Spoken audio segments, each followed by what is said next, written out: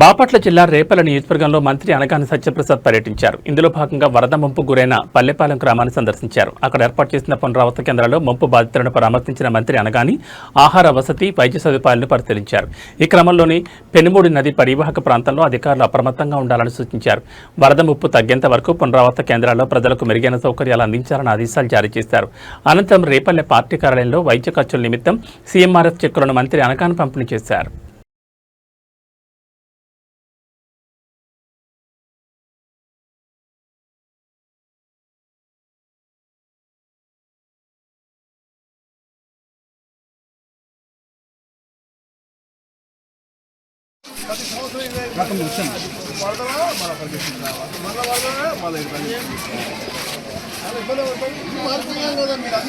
మెల్లగా మాట్లాడి ఇక్కడ ఈ బ్లాక్ చెందోలైందని చెప్తే డెవలప్ చేసిస్తాను, అవి కూడా శాంక్షన్ చేపిస్తాను.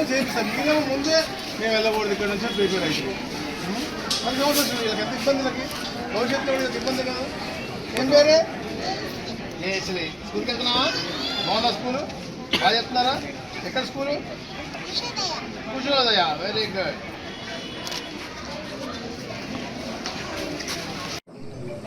గత 10 రోజులుగా అప్పర్ భీమా, లోవర్ భీమా అలాగే మూసీ రివర్లో ఆ క్యాచ్మెంట్ ఏరియాలో పడిన అధిక వర్షాల మూలంగా కృష్ణా బేసిన్లో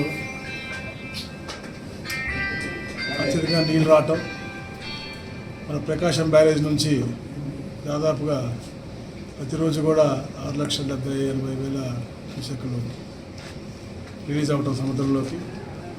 దిగువ ప్రాంతంలో యంత్రాంగం అలాగే రాజకీయ నాయకులందరూ కూడా అప్రమత్తమై ఎక్కడెక్కడ ముంపుకు గురైనాయో అవన్నీ కూడా వాళ్ళని రీహాబ్స్ తీసుకెళ్ళటం, వాళ్ళకి కావాల్సిన వసతులన్నీ కూడా. ఎందుకంటే అప్పర్ భీమా ఏదైతే మహారాష్ట్ర ఉందో అక్కడ 170 మిల్లీమీటర్ల వర్షపాతం పడటం, లోవర్ భీమాలో 150 నుంచి 160 దాకా పడటం, ఇవన్నీ కూడా ఎప్పుడు లేనంత స్మాల్ టైంలో పెద్ద ఎత్తున వర్షం పడటం మూలంగా ఈ యొక్క కృష్ణా క్యాచ్మెంట్ ఏరియా అంతా ఇంత విపరీతమైన ఫ్లడ్స్ మన జరుగుతూ ఉంది. ఒక విధంగా చూస్తే కృష్ణమ్మ పర్వలు దొక్కుతూ సముద్రం వైపు వెళ్తుంది. ఒక ఆనందమైనటువంటి వాతావరణం ఉంది ప్రస్తుతానికి. ఎందుకంటే ఈ రాష్ట్రంలో 93% రిజర్వాయర్లు అన్నీ కూడా ఫుల్గా ఉన్నాయి.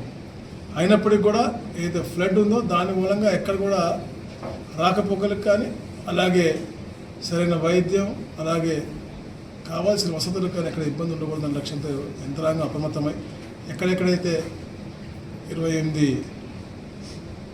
హ్యాబిటేషన్స్ ఉన్నాయో మొత్తం కూడా దిగువ ప్రాంతంలో అవన్నీ కూడా రీహాబ్స్ పెట్టి ప్రతి ఒక్క రీహాబ్లో కూడా ఒక అధికారి అంటే ఒక పెద్ద స్థాయి అధికారి పెట్టి ప్రతి దగ్గర కూడా మెడికల్ క్యాంపు, ఉచిత అయితే మెడిసిన్స్ ఇవ్వటం, దాంతోపాటు బాలింతలున్నా చిన్నపిల్లలున్నా వాళ్ళకి కావాల్సినటువంటి ప్రోటీన్ ఫుడ్ కానీ అవన్నీ కూడా ఏర్పాటు చేసి ఒక మంచి దీంట్లో ఇక్కడ కరెక్ట్గా చూసుకుంటా ఉన్నారు. అందరం కూడా అప్రమత్తంగా ఉండదు. ఎందుకంటే ఇది రాబోయే 10 రోజుల దాకా అంటే ఇంకొక వారం రోజుల దాకా ఈ ఇన్ఫ్లో ఎట్లనే ఉంటుంది కాబట్టి ఇంకా మనకి అల్పపీడనం ముంపు ఉంది కాబట్టి అందరూ అప్రమత్తంగా ఉండాలి. ఎవరికి ఎలాంటి సహాయం కావాలన్నా కూడా తప్పకుండా ఇక్కడ ఏదైతే ఆర్డీఓ గారు వాళ్ళ హెల్ప్ లైన్ పెట్టారో దానికి సంప్రదించి అలాగే మా పార్టీ ఆఫీస్కి కూడా సంప్రదించని చెప్పి కూడా తెలియజేస్తా ఉన్నాం. అది దాని గురించి.